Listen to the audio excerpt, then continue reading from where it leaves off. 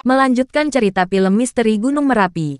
Ini adalah lanjutan cerita dari episode 39, di mana dalam episode 39 sedang menceritakan bahwa Sembara sedang menyelamatkan Basir dan Parida dari tawanan Ki Badirun, ayahnya Nyai Blorong, yang mana pada saat itu Parida dikerangkeng dalam kurungan jeruji besi, dan Basir sedang digantung dengan tambang tali kapal.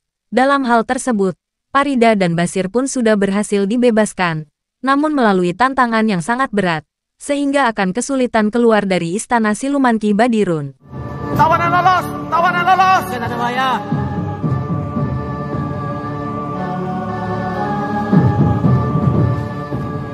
Ampun Gusti. Ada apa? Tawanan lepas, Kanjeng Ratu.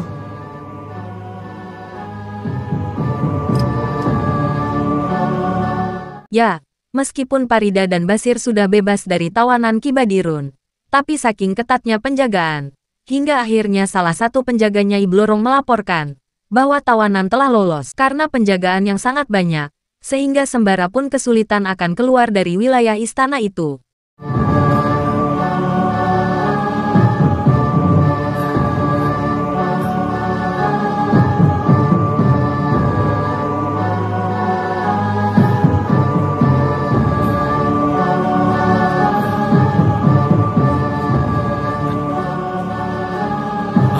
Mereka sudah kabur.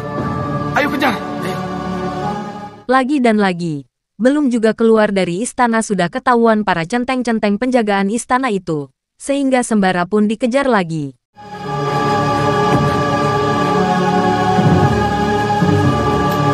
Menyebar, ayo menyebar.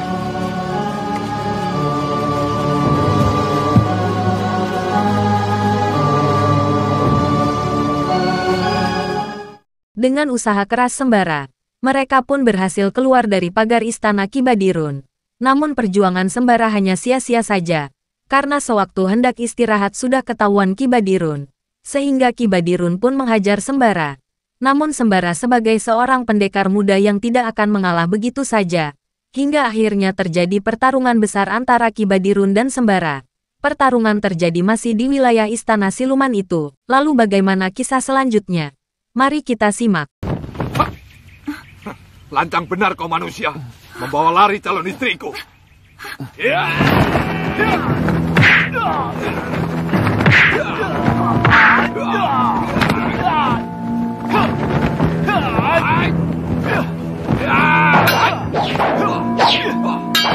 Ya, pertarungan Sembara dengan Ki Badirun itu pun berjalan dengan mulus. Tapi sama-sama kelihatan alot. Rupanya sama-sama tangguh. Antara jurus per jurus pun masing-masing saling mengenai dengan pukulan yang ampuh.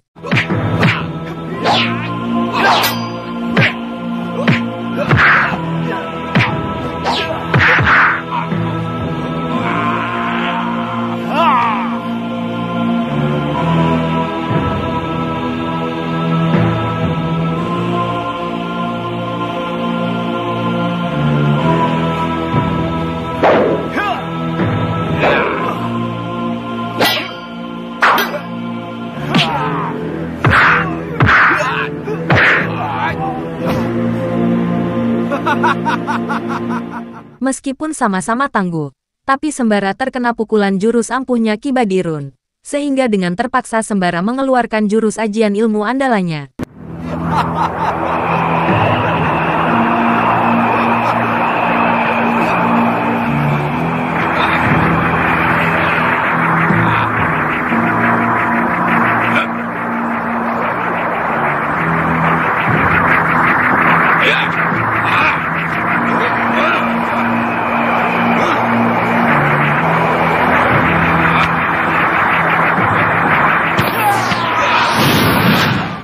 Dengan ilmu hitam Ki Badirun, kini Sembara pun terluka yang sangat parah, karena terkena ajian racun ular yang mematikan Ki Badirun. Dan kini Ki Badirun pun kabur. Kemungkinan besar Ki Badirun pun terluka. Ia pun langsung menghilang entah kemana. Sembara! Sembara!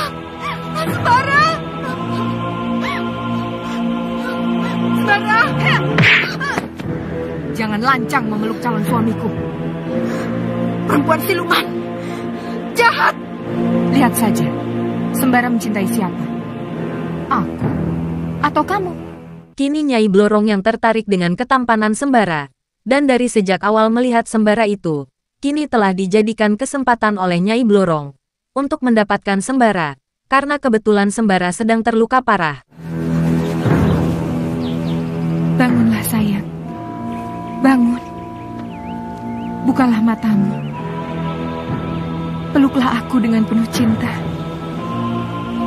Bangunlah sayang. Bangun. Pandanglah aku dengan penuh cinta. Bangun.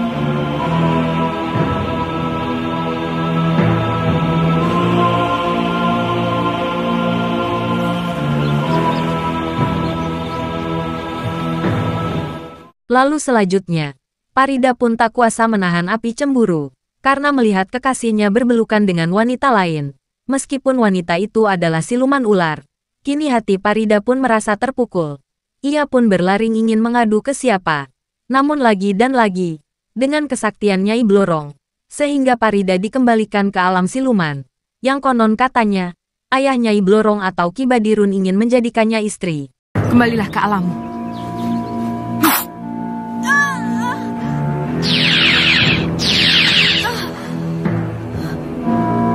Tentu saja Farida merasa terkejut, karena tiba-tiba sudah berada di alam siluman lagi. Ini semua karena ulah kesaktian Nyai Blorong, yang telah mengembalikan Farida ke alam siluman, tempatnya Nyai Blorong itu. Di sisi lain, kini Nyai Blorong pun sudah berada di kamar mereka dengan Sembara, yang telah dibawanya lewat jalur udara, guna disembuhkan luka dalam dari serangan racun ayahnya, dengan harapan Sembara ingin dijadikan suami nantinya. Kamu kena pukulan berbisa ayahku, Baginda Badirul. Jangan banyak bergerak, supaya tidak menyebar ke seluruh tubuh. Minumlah, minuman ini penangkal racun.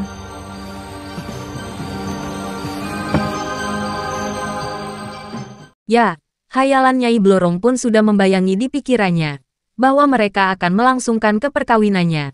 Lalu bagaimana cerita selanjutnya? Mari kita simak.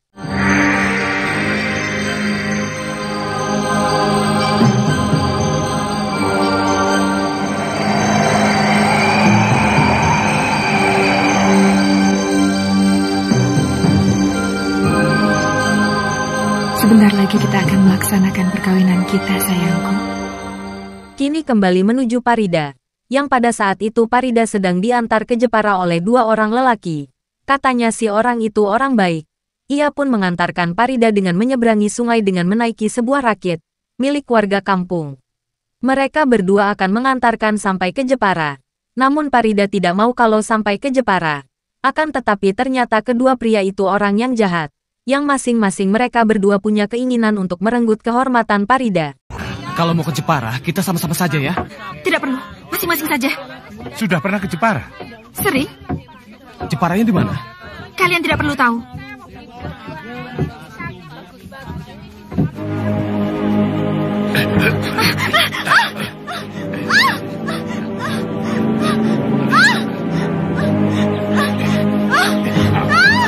Lepaskan saya! Lepaskan!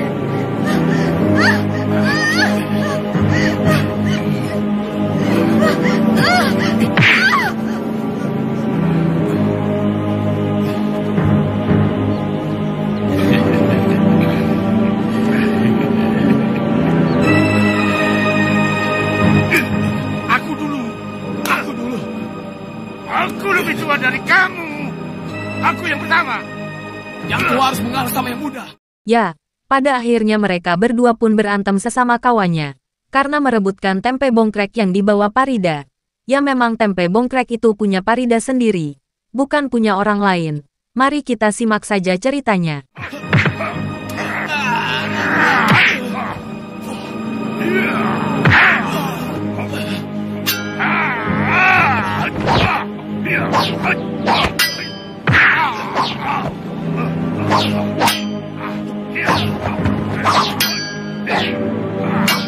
Di saat perkelahian kedua pria itu, kini Farida pun akhirnya kabur untuk menyelamatkan diri. Dia kabur. Kamu sih tidak mau mengalah. Kamu juga, dasar kepala batu. Ayo cari. Ayo.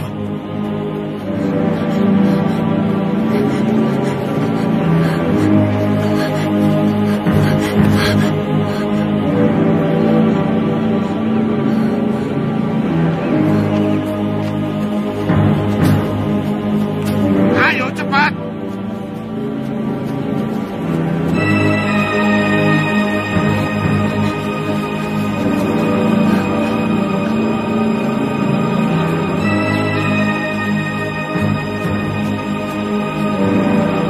Ini bahaya.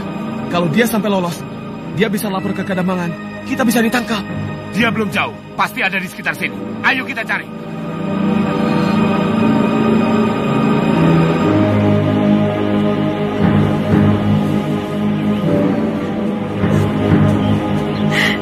Sembara.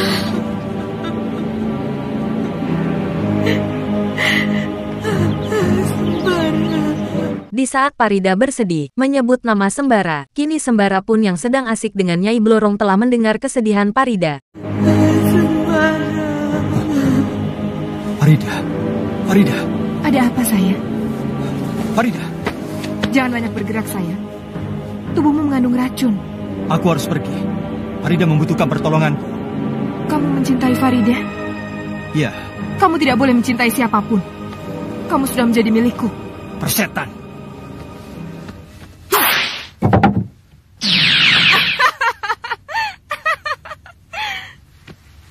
Jangan dipegang.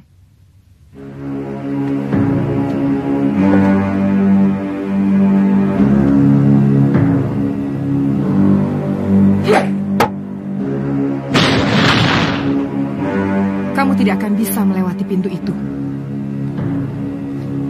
Maka tetaplah di sini. Jadilah suamiku. Sadarlah, Nyai Blorong. Alam kita berlainan.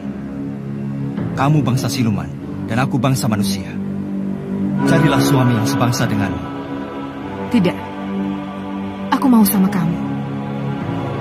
Kamu tidak bisa melawan Potra. Kini cinta Nyai Blorong kepada Sembara pun sudah lengket bagaikan lem tikus. Kini memaksa Sembara untuk dijadikan suami. Tapi Sembara tetap menolak. Karena berbeda bangsa dan berbeda tujuan. Hingga pada akhirnya, terjadilah pertarungan di antara Nyai Blorong dengan Sembara.